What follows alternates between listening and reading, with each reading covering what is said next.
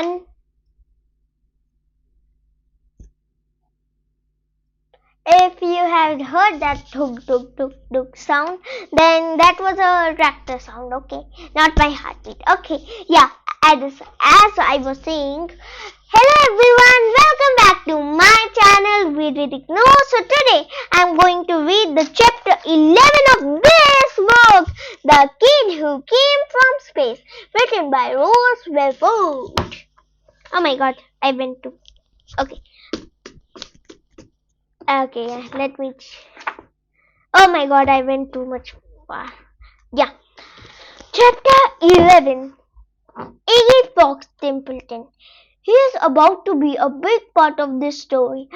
I ended up getting much closer to him than I ever thought I would, or even should.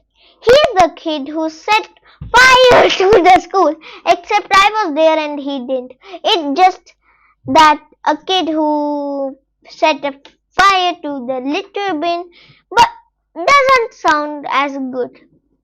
According to Mom and Dad, he is a bad influence because of that thing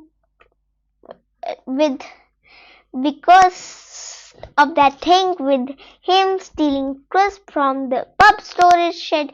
Dad told his mom, who didn't even seem very concerned. Dad didn't do anything more about it. Because we were new to the village, and he said the new pub landlord cannot go making enemies, and he called his mom. Cora, for heaven's sake, said Dad with a sneer. Mad old hippie would be close, sir. And Mom tutted at him and told him not to be so mean. I've only been to the school since September, but Iggy has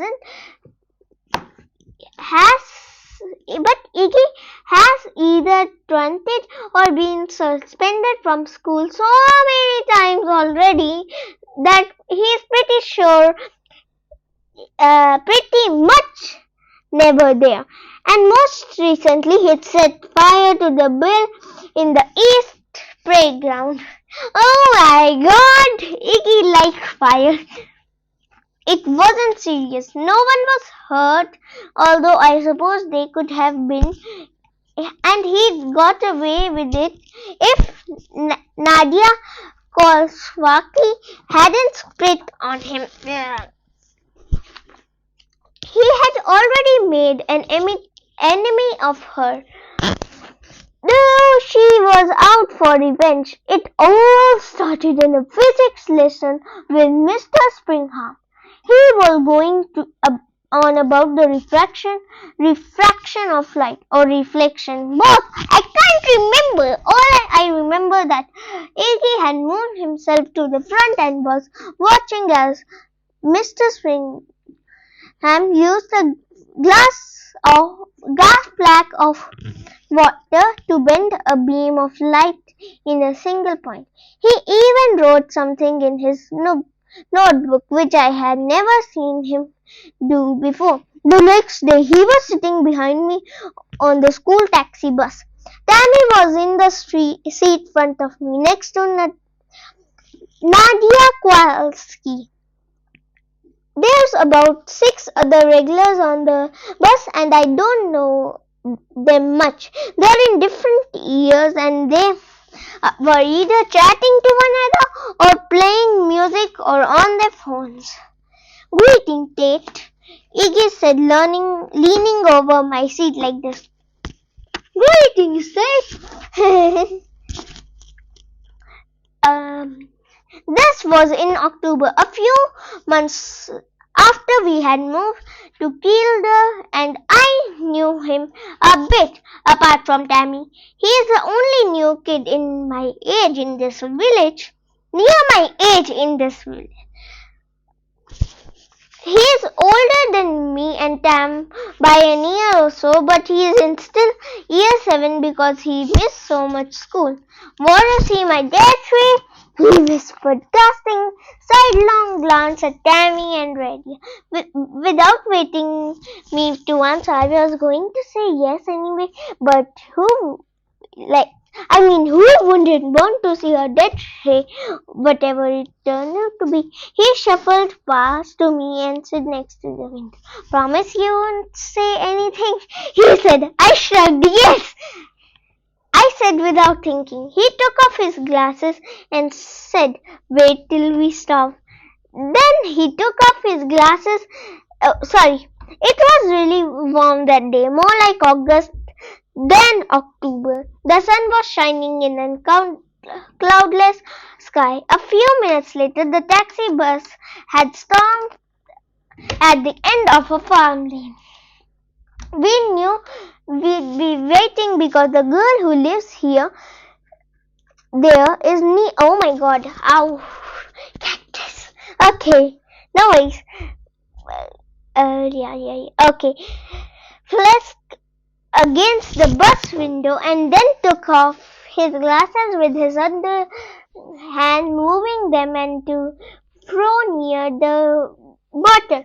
The sun shone through the bottle and the thick lenses of his face formed a long triangle of light on the back of the seat in front of us, with a brighter circle at the top of the triangle. As Iggy angled his glasses into the light, the circle became a sharp point of brightness, which he controlled by moving his glasses about slowly.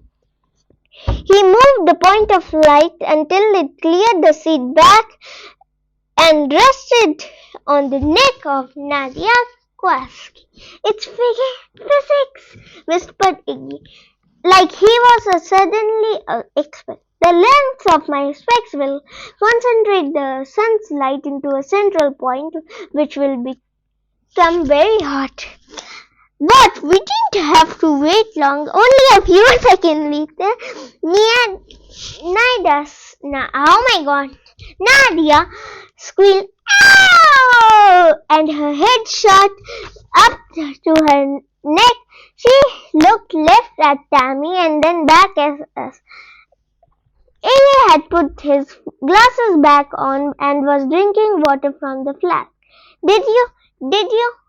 Just.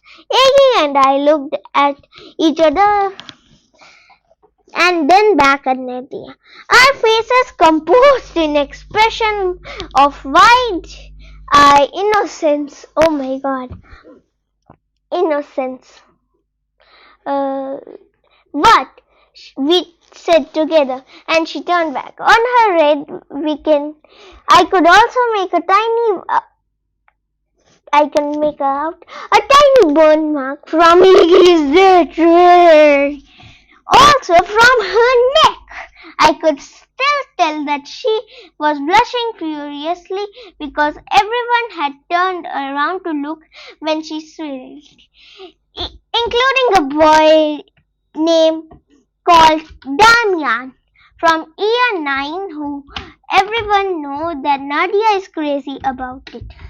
With a cruel smirk, Iggy got ready for another go, slipping off his glasses and holding them up.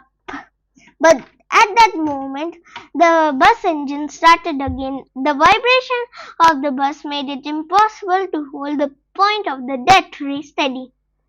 But he wasn't going to give up. 20 minutes later, we have arrived at the school gates. The engine went off and everybody stood up. "Wait!" shouted Maureen, the driver who always refused to open the door until she's completed some form she had to fill on the clipboard. Iggy seized his moment, whipped off his glasses and focused the dead tray on the back of Nitida's key. She wasn't moving and the point of the light was sharp and bright. She was actually talking to Damien. What's he mean? What's his name? And flicking his hair when suddenly she shrieked loudly, "Ow!" Oh my god, that's so funny. The stack of books in her hand fell to the floor and everyone stared as she bent down to rub her leg. As she bent, she headbutted the man in the the man in the chest knocking him into the kids behind at him and causing Marine to shout, "Watch it, you lot!" I managed to keep a straight face, but he couldn't. He was spluttering with laughter. Eventually, we filed off the bus and heard Demand saying to his mate, "What a weirdo she is." It easily loud enough to hear Nitinda to hear. Tammy slid up to me. "That was mean of you," she said. I think she was not trying to smile. "Not me," I said. "It was Iggy's rhetoric." Tammy shook his head and tutted. She'll get him back. Just you wait." He didn't have to wait long.